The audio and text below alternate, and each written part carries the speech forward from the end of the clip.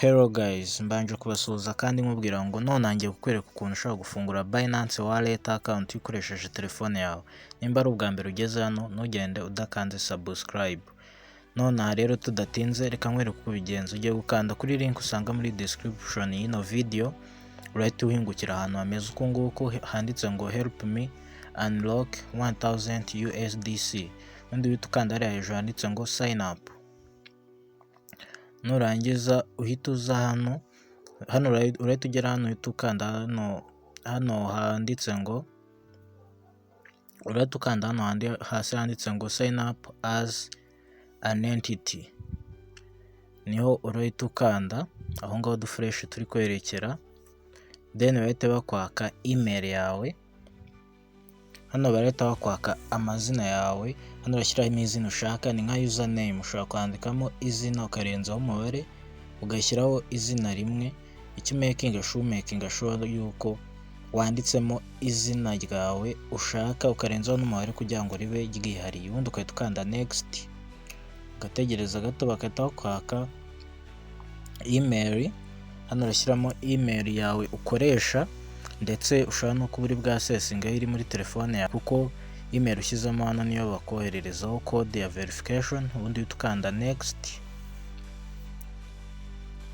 bakanda next, utegereze gatoya bahita bakubwira ngo baverifyinga nimba utari robot. Hano barimo baratubwira ngo buri gishushanyo kirimo imodoka tugikandeho. Hari igihe bakubwira ikirimo igare, wowe ureba igishushanyo kirimo ikintu bakubwiye, ubundi warangiza ukanda kuri verify ugategereza gatoya bakahita bakubwira ngo bakoherereje code kuri email.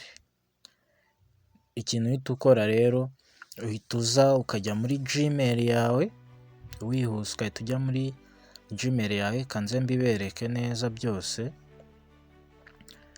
Uraza ugasubira inyuma ukaza ukajya muri Gmail yawe kugira ngo ubashe kubona verification code bakoherereje, kugira bamenye neza nimba koko ari wowe ugiye gukora account kuri iyo email yawe. Hano reka mbanze mitemo email nafunguriyeho account, ubundi urabona ko bayitwoherereje. Icyo ukora uhita uyifungura, ubundi ukazwa kopi ino code baba baguhaye iri mu ibara ry'umuhondo, ugahita ugaruka muri Binance ubundi ukayipestingamo hariya. Ukipestingamo bihita byirodinga, utegereza gatoya bagahita bakubwira gucreatinga password. Hano rero icyitonderwa kuri password, baba barimo bakubwira ngo igomba byibuze kuba igizwe n'ibintu 8 kugera ku 128. Hano witonde ntago ari ibintu 128, byibuze ibintu 8 ntibijye munsi, kandi muri ibyo bintu 8 hagomba kuba harimo umubare byibuze umwe, harimo byibuze n'inyuguti nkuru imwe, harimo n'izindi ntoya. Reka ducreating password. Urugero hano ushobora kwandikamo izina ryawe ukarenzaho umubare ugashyiramo ikimenyetso nka base cyangwa se urwego cyangwa inyenyeri n'ikindi kimenyetso, ubundi ukahita ukanda hano kuri next. Iyo ubona turiya twose twabaye ticked cyangwa se batuvivuye, ubundi ugategereza bakahita bakubwira ati welcome to aboard, ukahita ukanda hano handitse ngo next. Ikiba gisigaye rero ni ukuverifyinga account. Icyo tugiye gukora, tugiye kujya muri Play Store, cyangwa se nimba uri gukoresha iPhone cyangwa iOS ushobora kujya muri App Store, ubundi ukahita downloadinga application noneho ya Binance, kuko kuriya twa creatingaga account twari twanyuze kuri link, bivuze ngo byose byaberaga muri Chrome. Uraza hano kuri Play Store cyangwa se ujya kuri App Store udownloadinga application ya Binance app. Ngiyo hejuru, dore ni iyi ngiyi urayibona hano, niyo uhita downloadinga, yanditse ngo Binance buy Bitcoin and crypto. Urategereza gato ikirodinga, ndakeka connection zanjye zihagije ntago biri bugende gake. Urabona ko igiye kurangira kwirodinga, ubundi ndaje mbereke noneho ukuntu uverifyinga Binance yawe kugira ngo ube nawe wabasha gutangira gutradinga ama USDT, ndetse ushobore no kuba wakakira amadolari kuri Binance, nyuma ndabereka n'ukuntu ushobora gutredinga amadolari wakiriye kuri Binance. Za business zose tugenda tubereka wakumva harimo amadolari ukibaza ukuntu uzayakira, kanze mbibereke ukuntu byose muri Binance bigenda. Kanda open nimba noneho application wamaze kuyidownloadinga, urahita uyinjiramo hano kuri open, utegereze gatoya, ubwira ngo nimba utarakanda subscribe uyikande, no uhita ukanda am a crypto, urahita ukanda kuri am a crypto, utegereze gatoya. Ukimara gukanda kuri am a crypto, nurangiza uhita uza hano kuri login. Noneho ntabwo tugiye gukora sign up kuko account twayikoze, tuza kuri login, bahita bakwaka email, ya email wakoresheje aba ariyo wongera usubizemo hano, ya email wakoresheje ukora account bwa mbere mbibereka mu kanya gato. Undi tukanda hano handitse ngo next, utegereze gatoya, bagiye kongera bakoherereze code.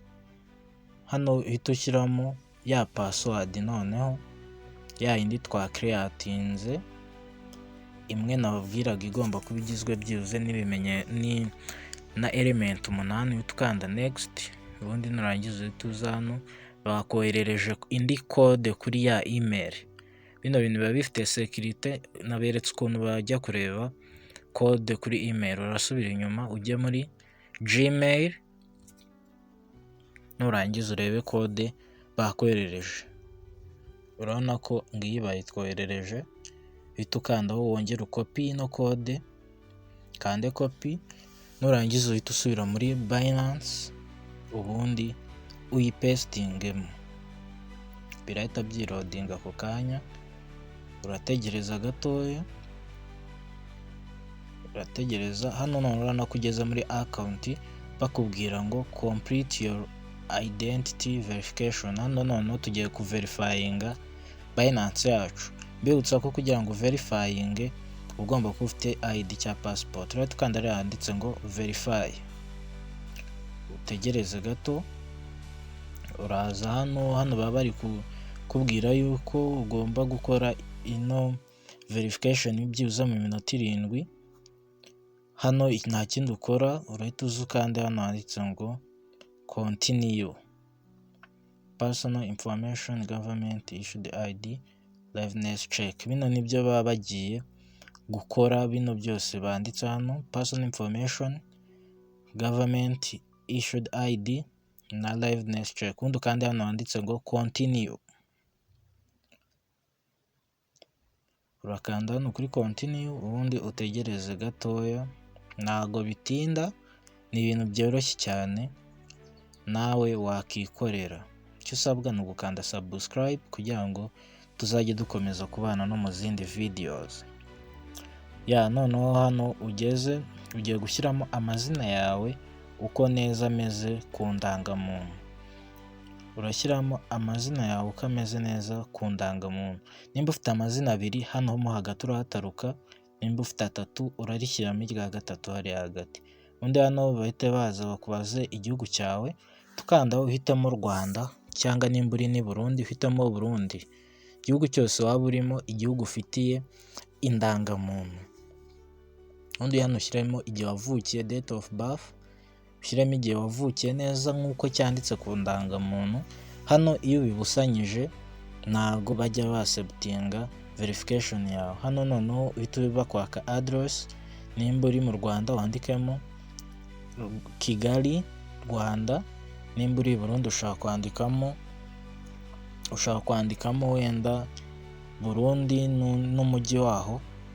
Ubundi ukahita bano bakahita bakwaka postal code. Nkubwira ngo postal code ni 05 nizo ugomba gushyiramo. Hano abantu benshi bahageze biraba ugomba gushyiramo 05.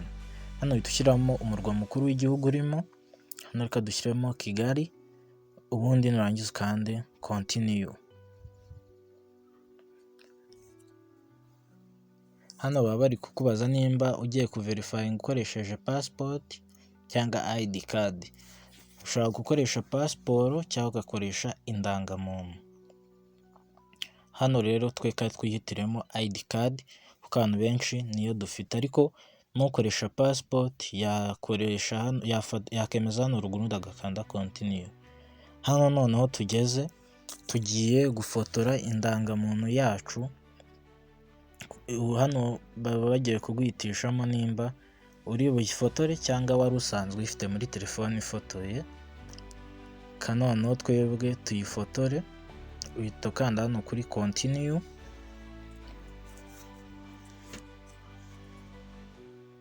Ubundi ukarowinga bino byose while using the app, ukahita uhakanda, ubundi warangiza ugafotora indangamuntu yawe, ushyiraho mpaka ubonye irimo neza, ubundi ugahita yikapucaringa. Ntabwo bitinda, urategereza gatoya. Hano indangamuntu yanjye irapfutse, ntabwo ari uko hari ikindi kibazo. Icyo ndi kubereka ni uko hano uhita ufotora indangamuntu, hano ufotora igice cy'imbere cy'indangamuntu. Ubu nicyo turi gufotora, turahita dukurikizaho n'igice cy'inyuma cy'indangamuntu. Reka dutegereze gatoya. Urabona ko yagiyemo, tugiye gufotora noneho n'igice cy'inyuma cy'indangamuntu, naho urategereza gatoya, nayo urabona ko igiyemo. Bagiye kutubwira nimba yamaze kuba updated cyangwa se byakunze neza. Urabona ko batubwiye ngo document uploaded. Hano indangamuntu uba uyifotoye neza. Iyo bakubwiye uku nguku, urahita ukanda hano handitse ngo continue kugira ngo dukomeze n'izindi verification. Urakanda hano kuri continue, ubundi uze ba verifying isura yawe. Hano baba bari kukubwira ngo nimba wambaye rinete uzikuremo, cyangwa se nimba hari ikindi kintu ufite mu isura ugikuremo, urebe umenye neza yuko isura yawe imeze neza. Hano akenshi bavuga nimba wambaye nka face mask cyangwa se agapfukamunwa ushobora kugakuramo, nimba wambaye ingofero cyangwa amarinete ugomba kubikuramo. Ubundi iyo umaze kubibona neza ko ubyujuje neza, uhita ukanda continue. Ubundi bakakubwira ngo shyiramo isura yawe neza, bakakubwira ngo zunguza umutwe ujyana iburyo n'ibumoso, kubwira ngo humbya uhumbura, fungura umunwa wongera uwufunga. Ni ibyo ngibyo baba bakubwira, nawe uzajya usoma urebe. Hano urabona yuko bigenze neza, verification completed. Urabona rero ko nta kintu kigoye kirimo, nawe ushobora kubyikorera. Hano rero verification yabaye completed. Reka noneho dusubire muri Binance yacu turebe neza koko nimba byabaye verified. Urabona hano hejuru yuko twabaye verified. Urabona ko twabaye verified hano hejuru. Rero ushaka guhita uza ukayishyira muri Pro Max, ukanze hariya hasi ukahita ureba ibiciro by'amakoini yose. Urabona ko hano atonze ku murongo. Ushaka kujya mu bintu bigiye bitandukanye, ushobora kwinjira muri P2P cyangwa peer to peer, ukaba wagura cyangwa ukagurisha ama USDT cyangwa se amadolari cyangwa se indi coin waba ufite. Ibyo ndabibereka muri video ikurikira iyi ngiyi. Ntujye kure rero, kanda subscribe ukande no kukazogera kugira ngo uzajye ubasha kubona notification mu gihe twa-uploadinze video nshyashya. Hano urabona ko ushobora kugura cyangwa ukagurisha amadolari yawe ufite muri Binance. Ku bamenyereye Binance, iyo ufitemo amadolari cyangwa se indi coin, amafaranga uba uyafite mu ntoki, ni nk'aho aba yageze kuri mobile money. Ndabereka rero muri video ikurikiye ukuntu ushobora gufata amafaranga ufite kuri Binance, cyangwa ukuntu ushobora kugura cyangwa kugurisha ama USDT ukayakira kuri mobile money, cyangwa se ukayagura amadolari ukayakira kuri Binance. Mugire amahoro. Ciao ciao.